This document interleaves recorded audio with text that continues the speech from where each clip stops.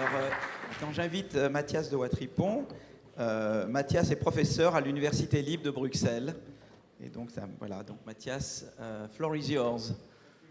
Well, hello.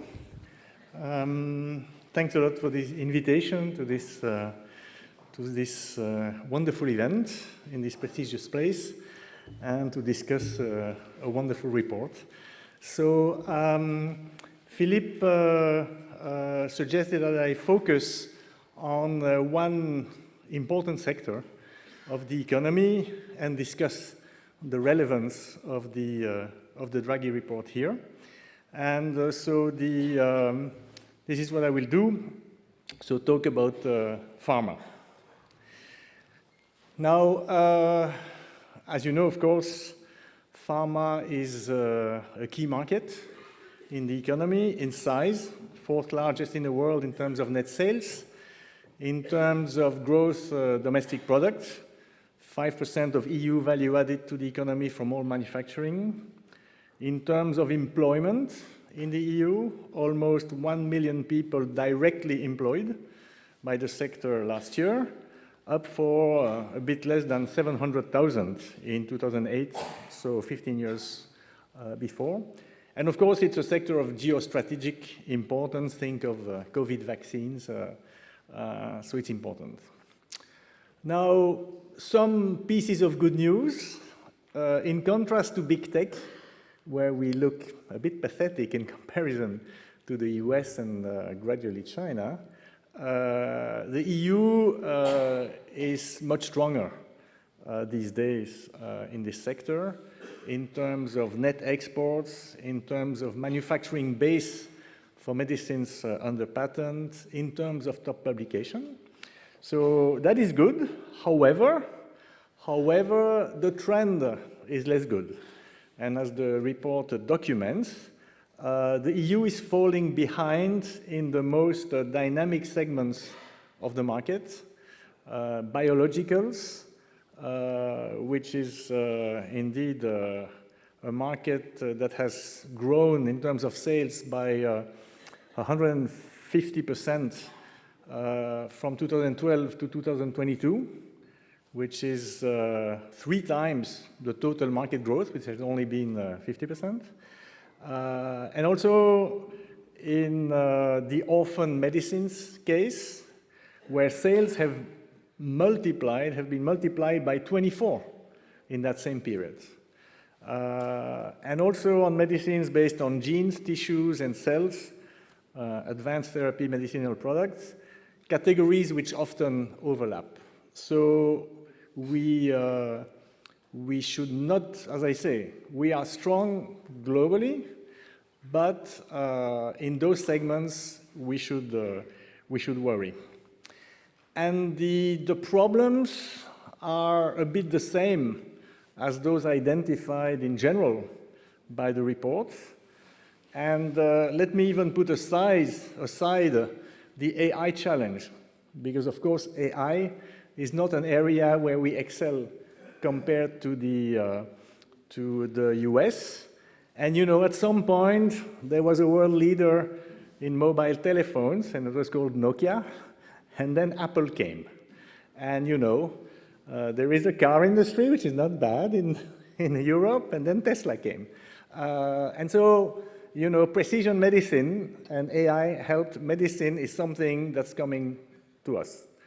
The report does not stress that as much, but it's an additional challenge. But the other challenges are there too. And the causes, well, as in general, public R&D is in that sector lower than the US, but much more fragmented. Max Planck is very good, but is only German. INSERM is very good, but is only French. Then you have the lesser private R&D investment, listed and even more private equity, and a weaker supporting environment. We have zones of excellence here. However, they have bigger hubs in the US and China. You know, in the US, the Boston area, San Francisco area, I mean, we could do better here. And finally, a slow and complex EU regulatory framework. Now we have the EMA, which mirrors the Food and Drug Administration, so that's okay. But health technology assessments are national, pricing and reimbursement are national, and the health data space is too fragmented. Now, by the way, let me not, because we start talking about reimbursement, pricing, all this, let me not say that the US is doing things right on health. Huh? The US is a disaster in health overall, in terms of overall spending and in terms of aggregate statistics. Just read the great book by Anne Case and Angus Deaton, Death of Despair. So there are lots of things that are not doing well in a number of areas. In particular, they don't have universal health care. They have awful child mortality, infant mortality, and all these kind of things. However, on issues like R&D, they are to be emulated. And so the recommendation of the report, with which I think we can only agree, you want an EU health technology assessment agency, you want increased and focused EU public R&D investment, you want more world-class innovation hubs. Basically, the suggestion here echo the general idea of the report of massive public and private investment in fundamental research and disruptive technologies, supported by reforms to EU governance aimed at streamlining decision-making and putting scientists and entrepreneurs in charge to allow for the emergence of promising innovators. Now, let me give you as example the COVID-19 vaccine episode and see how that compares to the recommendation of the report. Well, successful vaccination requires a number of things: R&D, authorization, production, purchases, delivery, and persuasion. As people say, vaccines don't save lives, vaccination does. So there are lots of things. Let me just focus here mostly on today's topic, which is R&D, and then say a little word about purchases. On R&D, vaccines, and again, the Trump administration has done many things poorly on COVID management, including suggesting bleach and stuff like that. However, on R&D again, wow. Now, as was said, the US has a very impressive ecosystem, research universities, National Institute of Health, the ARPA Health, which was then called BARDA, Biomedical Applied Research and Development Authority, biotechs with very effective financial markets, and big pharma companies. Moreover, they managed to centralize the operation thanks to Operation Warp Speed. They went to find talent where it was, and in particular, the chief scientific officer was Monsef Slaoui, who is a Moroccan citizen and Belgian citizen because he studied in my university before going to GSK. They use the Defense Production Act, the US Army. We don't have these things in Europe. The way they did it, and this is where I think it's key, and by the way, I was also very impressed by Dietmar's presentation of Sprint, so I think I think we are talking about the same model. Huh? One thing what BARDA did, they allocated a lot of money. That's the key in the US. They have US money. We have little EU money. We have national money. So for these kinds of world challenges, it was good to say, okay, and asking indeed the people with the right skills to make the choices, they decided to fund mostly 6 projects. By the way, this is coming from work we did with Philippe and with Sofia Amaral Garcia and Michel Goldman, the founder of our Institute for Interdisciplinary Innovation in Healthcare. So basically, they allocated between $1 and $2 billion to 6 projects, 3 technologies, mRNA, well known, viral vector protein subunit, Each time, 2 projects, 1 US and 1 EU project.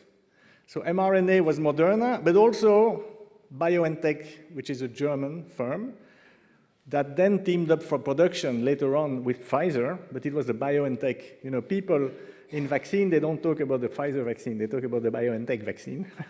Then, for the second technology, Johnson & Johnson, US, Oxford, AstraZeneca, UK, Sweden, and then the third one, Novavax, a small company, and then 2 big firms from Europe, Sanofi and GSK. In the end, in record time, all 6 projects have been authorized either in the EU or in the US or in both. So you often talk about industrial policy not being able to pick winners. Well, this is, if you want an exception, that's one. Huh? They were amazingly good. Huge success of industrial policy, but they did diversify, again, as Dietmar said. And look at the contrast. They didn't ask the leaders pre-COVID to come around the table. The top firms before were GSK, Sanofi, Merck Sharp & Dohme in the US, and Pfizer. They didn't ask these 4 firms to do it. They diversified, and the winners in the end, mRNA technology was the best, they were biotech firms, Moderna in the US and BioNTech in Germany. So I think, and you know, all these GAFAMs, they did not exist 40 years ago, 50 years ago. So this is very important to go for you know, new firms. So we have strengths too, but we need more cooperation to emulate the NIH. Again, as was said by Philippe, the EU is a regulatory giant, but a budgetary dwarf. We have to change that, and it's a key of the Draghi report recommendation. We need to set up a EU BARDA, the Health Emergency and Reaction Authority and Response Authority is a beginning of that, but only a beginning. And of course, we could do more. We need more Europe, and that's, I think, really key. Then, by the way, an additional thing which is not in the report, and I would add to the, as a recommendation probably, is in terms of purchases. The EU also innovated in terms of having joint purchases of these vaccines. Because, you know, these big firms, they are after money, and that's their business. They are after money, so the highest price wins. So Israel got the vaccines first, not because they were involved in R&D, not because they were involved in production, just they paid more. The EU, in the beginning, you had 4 countries, Germany, France, Italy, and the Netherlands, trying together to get priority access to the vaccines. Now, as a Belgian citizen, I'm quite happy that Commission President von der Leyen managed to go for joint purchases for everybody and achieve, therefore, intra-EU equity. And moreover, at reasonably low prices. And so in that sense, I think centralization is useful to counter pharma companies' attempt to play countries against one another. So we do need to have more Europe here too. I think that some bargaining power is important on our side, because basically, well, as I try to argue here, so the COVID vaccine innovation fully validates the conclusion of the Draghi report and the importance of BARDA, ARPA health-style institution, Sprint, but at EU level, not only Germany, at EU level. And it's a useful complement to have joint procurement because, let's face it, all this money that the Draghi report is suggesting to add at EU level, which of course could come from national level, but that won't be easy. But let's face it, we are in a world where we need to control public expenditures, which are under stress, given the combined cost of aging, defense, and the digital and environmental environmental transition. Therefore, together, in fact, with Michel Goldman and with Alain Fischer, who was a professor here, who was Mr. Vaccination under COVID, and who's one of the fathers of gene therapies, we argue that it is a good idea to not only have more centralization in public R&D, in pharma, and the organization of clinical trials. It's also a good idea to go for these joint procurement for these rare diseases whose budgets are completely exploding, as was argued in the Draghi report. So thank you very much.